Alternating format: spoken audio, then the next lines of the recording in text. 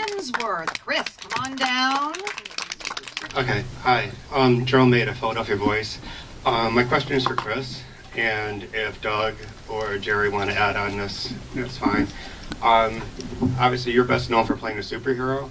This is a great story about what I feel are true heroes, and I feel it's really important because in history of Hollywood, Apocalypse Now and Platoon, a lot of films haven't really shown the military in the best of light, especially the men. So was that part of the appeal of this film for you and how you wanted to play it? And do you feel that the military are heroes? Absolutely, yeah. I did, as you say, I'd done a lot of stuff sort of in the comic book world and the fantasy-based sort of heroes and so on, and it was a lot of fun, but desperately wanted to do something with some real heart and something more grounded. And this script came along a few years ago. My first instinct was I was just couldn't believe it was a true story. I knew about this conflict and this war, like a lot of people, but not about this mission. And I was sort of engrossed and shocked and fascinated by the details.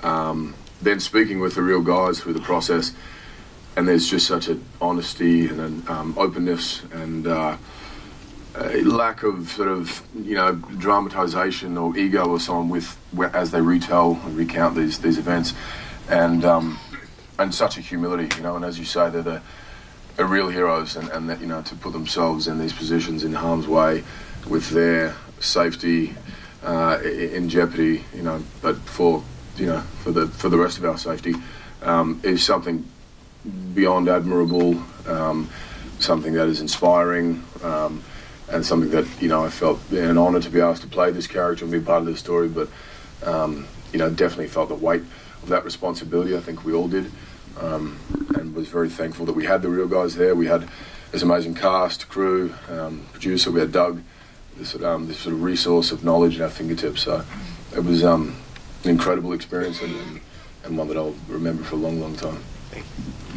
Right over there.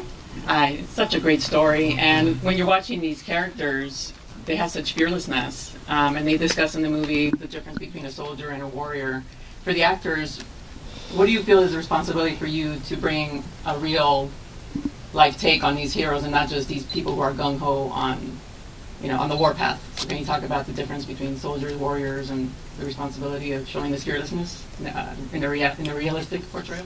Yeah, the way they were able to adapt and evolve and embed themselves within this world, and work with the local people, not against them, working with them and fighting a common enemy, and the brotherhood they formed with, you know, the local Afghan people, but also amongst the soldiers, was something that kept coming up in amongst all of the guys I spoke to in this experience, and that you know, the relationships I still keep to this day with one another is as strong as any family bond I've ever had, and that was something that was always, again, you know, inspiring and pretty evident with their approach and to why they did things. You know. Yeah, you know, something that I feel like a big thing that I took away from this experience, and this was definitely with the real guys themselves talking about how important it was for them, for their own survival first, when they first got there, to convince the local people they were fighting with that they weren't there to occupy the country, they were there to chase the same enemy. And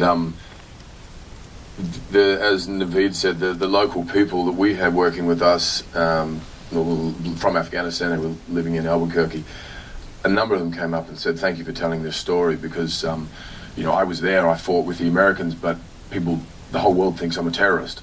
You know, and he said, "I think it's so important that you know, people know that we are on the same side, and the invading force is the Taliban, is Al Qaeda. They're the ones who are the infection that are coming in to take over and you know, restructure the place." And so yeah, as you say, a lot of them normally didn't want to be involved in films like this, but were sort of couldn't get there quick enough, and that meant a lot, I think, to all of us. And as I said, it was certainly something that the soldiers were very concerned with as well in this mission. I think that collaboration and the heart and the bond and the brotherhood they shared. The strength and conditioning that y'all went through.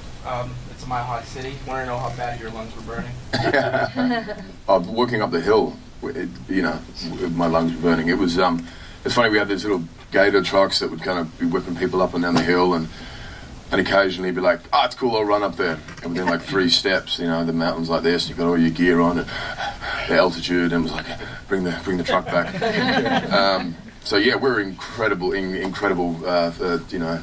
condition. Couldn't walk up the hill. Now we did 3-4 weeks of military training, weapons training, and for me that was the most important thing. From that was more the sort of chemistry and bond that we formed. I mean, obviously the sort of technical side of things was an absolute must, but it's tricky to fake that sort of the connective tissue that links all the exposition and so on at times together, and all the little kind of moments and jokes and beats in between the bigger scenes was just because of the contribution of all the guys and our friendship that we'd formed in that training. So.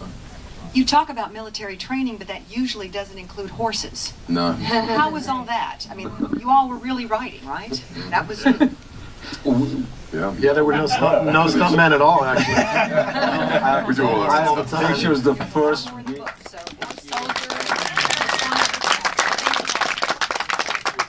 Thank you. Gracias.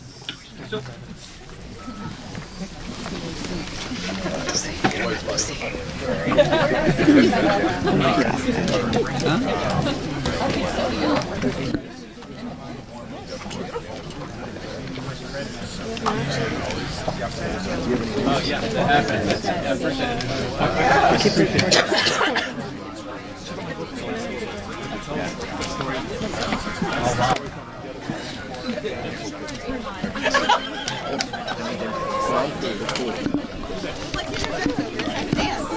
Take that, relax.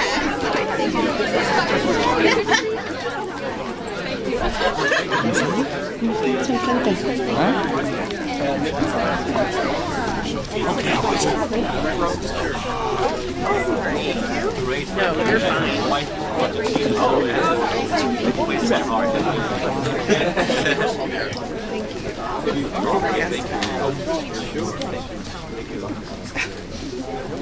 Yeah. Very much. Thank you. Oh yeah, sure. Okay, yeah, sorry. I didn't want to steal his. I didn't want to steal his. Yeah, but the film, I didn't want to steal his thunder. In the